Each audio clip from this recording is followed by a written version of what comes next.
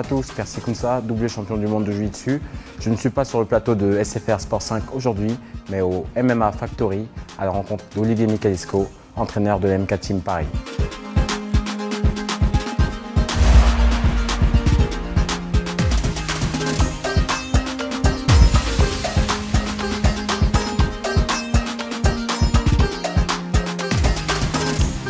Ça va, Percy? Ça va et toi? Ouais, très bien.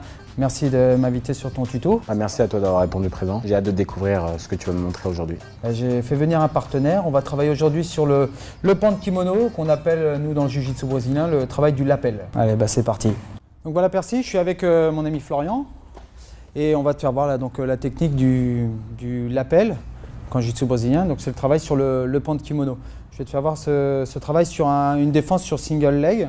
Donc lui, il va me saisir ici. Je vais enlever le pan de kimono tout en restant en équilibre. Et je vais passer le pan de kimono ici, devant ma jambe. Comme ça, j'ai un bon levier. Je vais faire comme un travail sur le sumigeshi, le sutemi ici. Je vais mettre ma main au niveau du col et je vais me laisser tomber. Et ce qui va être intéressant, c'est, ok, je vais perdre des points peut-être en compétition, mais quand je vais arriver au sol, je vais avoir une bonne saisie forte et peut-être le finaliser à l'arrivée. Donc, je me laisse tomber. J'approche, je garde bien cette saisie-là en croisée, je passe ma main en dessous de sa jambe et je récupère le lapel.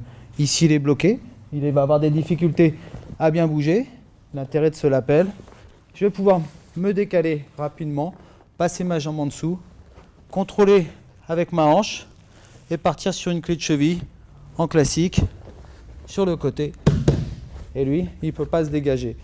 Hop, de l'autre côté. Je peux me relever et je le verrouille bien. D'accord. Tu enlèves avec ta main, tu tires dessus, tu donnes la jambe, tu réceptionnes, main en col, tu te laisses tomber, tu fais ta jambe morte, tu réceptionnes bien, en dessous et là tu l'as. Tu fais ta langouste, tu récupères sa jambe, tu tournes et la clé de cheville. J'envoie sur le côté, je me relève et il est bloqué. Super. Tu vois, je ramène sa jambe contre moi. Je continue à le tirer, moi, le pan de kimono. Et après, bah, je l'ai. Et après, bah, je peux me déplacer. Hein. Il ne peut pas enlever la saisie. Il ne peut pas l'enlever. J'ai le pied. Je peux le renverser. L'attaquer.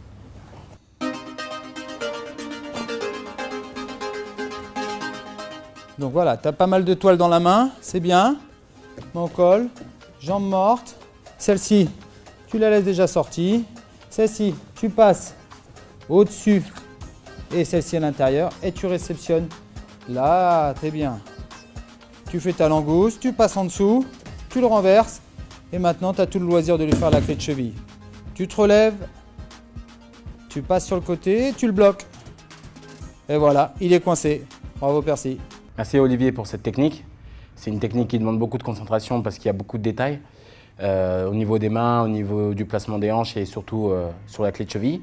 Mais ça me rappelle aussi ce qu'on fait en Jiu-Jitsu Fighting. Donc je te propose maintenant de te montrer une des techniques que j'affectionne particulièrement, si tu es d'accord. Bien sûr, avec plaisir. Donc dans un premier temps, je vais te montrer une technique, une combinaison de points suivie d'une projection et avec une clé de cheville pour finir la combinaison. Alors, je commence par un coup de poing qui s'appelle le Urakentsuki. Le partenaire absorbe, j'enchaîne sur un Gyakutsuki. Dès que le partenaire rentre, je le charge. Je jette sur un Morotegari et je viens tout de suite enchaîner ici sur la clé de cheville. Et donc c'est bras arrière qui va enlever bras avant. Comme ça, Uraken. Voilà, lui il recule. Gyaku, il avance et tu le prends. La tête de ce côté-là. La tête, c'est ça. Et tu viens tout de suite, hop, tu le jettes et tu enchaînes sur la clé. C'est ça. Ok. Hop, Urakentsuki, Gyakutsuki.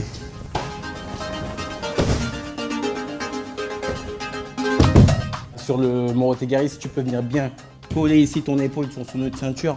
Percuter. Voilà. Bien percuter ici pour pouvoir ici juste poser ton genou d'ailleurs ou pas d'ailleurs, hein, si tu es puissant.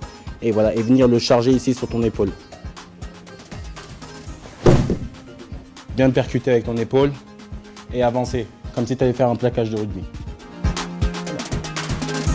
Donc, je descends la main. C'est ça. Uraken, Ah. très bien.